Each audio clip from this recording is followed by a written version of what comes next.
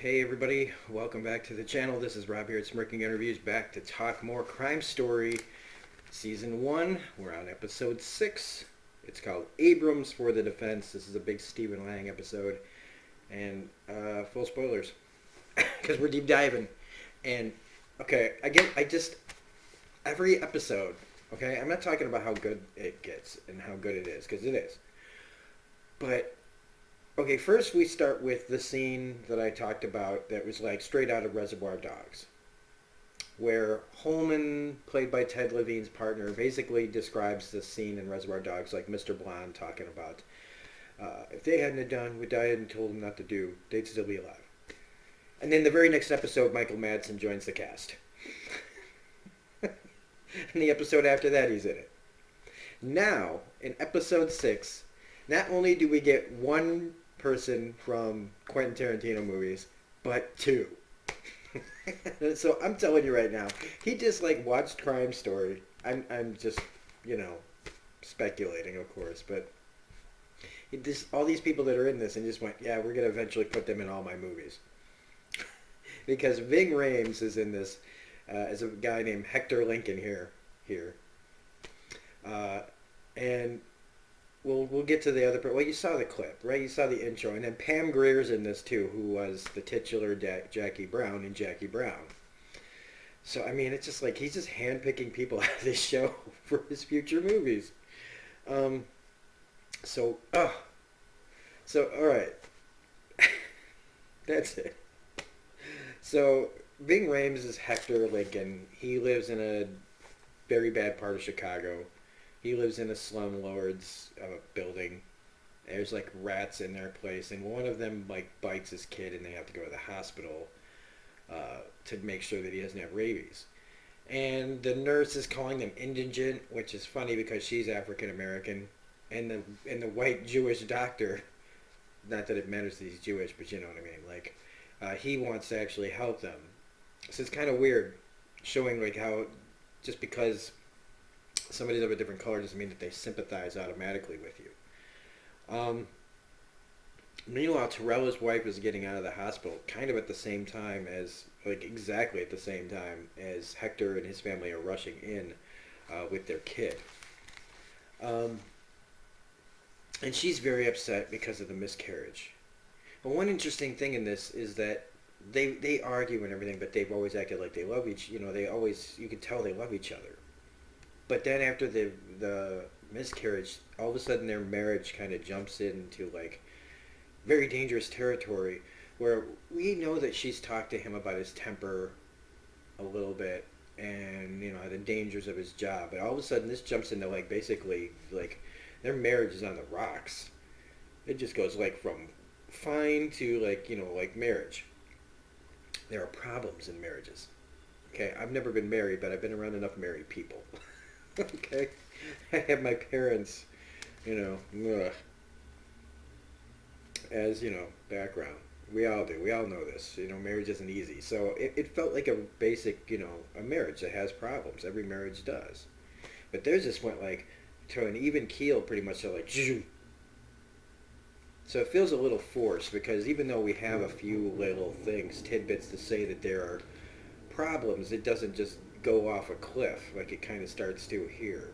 It's right after the miscarriage, but she's not talking about the miscarriage. She's talking about how he's not there for her and everything, and that's true. It's just usually a story really kind of sets up each of those problems, and if there was a problem, I would say that they should be dealing with the miscarriage, but whatever. But this is a big Stephen Lang episode. This is Abrams. He plays the defense attorney that's appointed to defend Lincoln, who, when he comes home from the hospital, his landlord, this Russian guy, he basically tells them how they're animals and they don't deserve to have nice things, and they destroy the place. Now, that's a touchy subject. But this guy doesn't keep the place up, and he doesn't feel like he needs to. Man, early morning. I don't even smoke. Oh, God. That's awful. I went to a place and I got hot chocolate, and it's not my usual place, and that tastes like water. So anyway, Abrams he gets appointed as Hector's attorney because he assaults this guy. He hits him in the face, which it's against the law. But you could see that the guy was antagonizing him. He called him an animal. He called them all animals. We also find out that what Abrams does with the $30,000 that he got from Ray, he sends it to Ray's wife, which is pretty funny.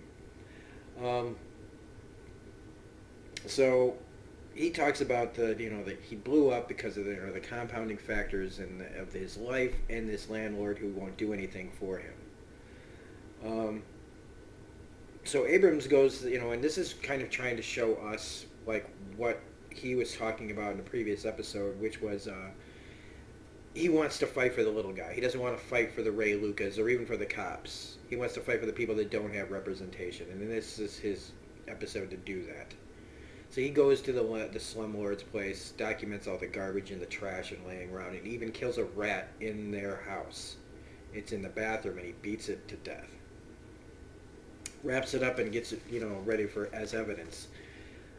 And then he goes to the journalists. He goes to a newspaper to try to get people on, somebody that can verify his side of the story, so he can kind of, it's like a little bit of press manipulation, getting a story made so that he can help his case in court. And this is where we meet Suzanne Terry, who is played by Pam Grier. Man, Pam Grier! She's a fine-looking woman. Foxy Brown. So anyway, there's an interview with the Russian landlord that she does, and he's just he doesn't care about people who act like animals. He goes into that about her, and he's acting like, hey, you're not like one of those people. You're like cleaned up. You don't like do what they do. Meaning that if just because she has a better job and maybe a better home, that she's not an animal. And it's pretty awful. This guy's pretty awful because he comes from Russia, and he keeps talking about how he fought for to get out of communism and all this stuff, and he comes here for the freedoms. And the freedoms to do what? What does he do? He basically turns into what was happening to him in Russia. He becomes his own kind of, what's the word I'm looking for? Like a tyrant, really. I mean, he runs from tyranny and he becomes a tyrant himself in a slumlord, and he's using the law, which, the law that they give him, it doesn't make him a nice person, but he's become a hypocrite. He's treating people how he was treated in Russia. And I guess also the culture differences, how Russians have a hard life, and they don't understand why, if somebody has a hard life here, why don't they rise to the occasion and all this other stuff. And it's just, a melting pot. It's one of the things about this country, put all these people in a big old bowl, and not everybody's going to get along.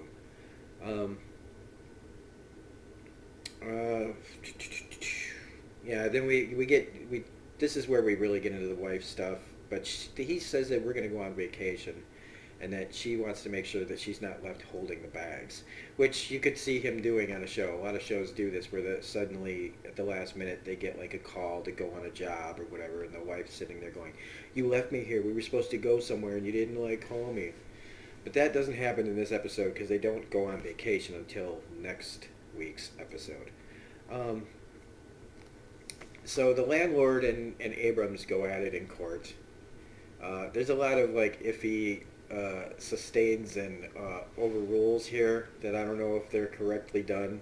It feels a little off, a lot of this stuff, which is kind of, all the attention to detail in this, and it just feels like some of these things that the guys are saying. I mean, it's 1960, so maybe the court bias in the 1960s maybe played a part in this, writing of this scene. But he drops the rat in the landlord's face, and he has to go in the judge's chambers and get yelled at. Meanwhile, after that, he talks to lets this guy talk while he's holding up this newspaper, pretending to read it, so that the jury can see the article about the landlord and his problems with his tenants and how he's a slumlord. They can see it. He doesn't say it. He doesn't show it to them. He doesn't read it to them, but he puts it out there so that they can see it for themselves. It's pretty clever. Because, it's that whole thing. Is once you see something, how do you make somebody forget it? It's pretty impossible. Um, and he makes this good speech, you know, and even Torello and Krychek come to see the case play out. And they talk about Mike having to set up what his men have to do while he goes on vacation. All right, so Ray finds out about the 30,000. It's pretty funny because she shows up like all this fur. She bought a dog. She's got a car. Um, and then Ambrose makes a good speech about like at what point are you able to defend yourself, and how do you call that aggravated assault if you've been aggravated into pushing yourself to that limit. They actually find him not guilty, which I was kind of shocked for a 1960s show where the guy admits to assaulting the guy. So by that admission, he should just be guilty, maybe given a lesser sentence because of mitigating circumstances. But I don't know. I think the show was just trying to make a statement a little bit. And Krychek goes off on the landlord because they're both come from that kind of Eastern European descent. Krychek kind of reading him the riot act about how he's talking to people and how he's treating people. And for Ray's part in this story, which is very minimal, he has this meeting with Bartoli. And he wants to know how things are going in Vegas. Well, Luca tells him there's this guy named Foxy who's been out there for 5 years working for them, who's been skimming the whole time. But Bartoli kind of like tells him to keep it under his hat until they can figure out what's going on, which leads Ray to realize that Bartoli and this Foxy guy have been in on it together taking all this money, and he just doesn't want Manny Weisbord above them to find out about all the money that they've been taking. So it gives Ray kind of an advantage here. And Bartoli really should have like been smarter about this, because this really opens up, Ray to do, when something goes wrong for Bartoli, he's going to be able to take over. We get to pretty much the end of this episode where they have this really cheesy black party to help Hector and his family, Hector again played by Ving Rhames, to pay his rent since he's been in jail. And they have it's really cheesy music. It's a whole bunch of white people and black people dancing. It's very, I don't know, it's really long scene, man. It's like Godfather, 1 wedding scene long, but it's just like a lot of dancing. Where we also meet this guy that Mike and his wife and Krychek knows this guy. And he's got a wife, and the whole time they're dancing, he's eyeballing Mike's wife. Like, he's eyeing her while he's dancing with his wife, who doesn't appear to notice at all. And then when she wants to leave and tells Mike to stay, this guy drives her home. So first they set up the secretary with Mike, right, from the Novak killing. And now they've got Julie kind of looking like they're, setting this up for a problem with this guy who's got a wife. So, bum, bum, bum, marriage is definitely headed for the, it's on the rocks, big time now. And while they're dancing and while everybody's having a good time, the landlord goes and changes the locks in the building and evicts them because he, pre-evicts them because he didn't pay his rent, even though that's what the whole party's for, and the guy was going to get his money. He literally throws their stuff off the balcony onto the ground in front of all these people.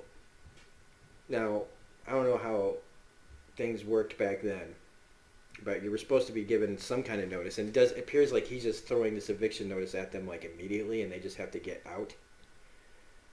I don't know what kind of lease they signed, but apparently it's legal because the cops aren't saying anything. Mike's not doing anything. And when Hector's wife goes in to try to go into the building, the landlord pops Hector's wife in the face in front of the cops. But Hector has like a pipe or something, and he just goes past the cops without any, they don't even see him coming, and he just hits the landlord over the head, and it kills him. And now after all of this, I think that's what the whole point of this long, happy party was to show, all of a sudden this, it really felt it was jarring, suddenly this party just went dark, and now that his wife is hit, and there's the landlord is dead on the lawn.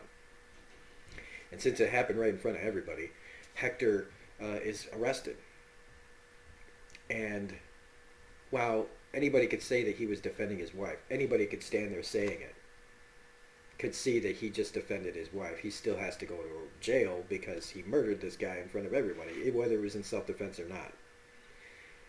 And it's kind of like a representative of like Abrams seeing all this work that he did, and how it's just it's hard to be it's showing the struggle that Abrams is having, and with the law and with the world in 1960 Chicago, which I have to say for the most part is kind of watered down a little bit, except in this case, because I feel like he would have gotten railroaded in court by a racist judicial system. But it's a pretty powerful episode, and I don't know if they ever go back to it. I know Suzanne Terry's in more of the show. I know Pam Grier's character is in more of the show. But whether or not we hear about Hector's case anymore, I don't know. They do a good job at continuing storylines that aren't finished or feel unfinished. So if they do, I hope they go back to Hector's story a little bit, just to see that maybe that the cops go to his court, go to his trial, to at least give evidence that this guy hit his wife, and he acted in kind, and it ended in this guy's life. So I don't know. It's pretty crazy. So that's this episode. That's Abrams for the Defense. It's again showing how many good actors are in this, all the good writing that's in this. It holds up even though it can be really cheesy, but at the same time it's like it's good cheesy. I'm sitting here listening to this really bad like jazzy bluesy song that I've never heard in my life, that I feel like somebody just wrote it for the show, and but at the same time it's trying to say something, and it was so ambitious. And so I'm hoping that at least some of the people that watch this actually go to Amazon Prime, watch the show. That's where it is. Look at this guy. Look at him looking at her. Look at this. This is so obvious.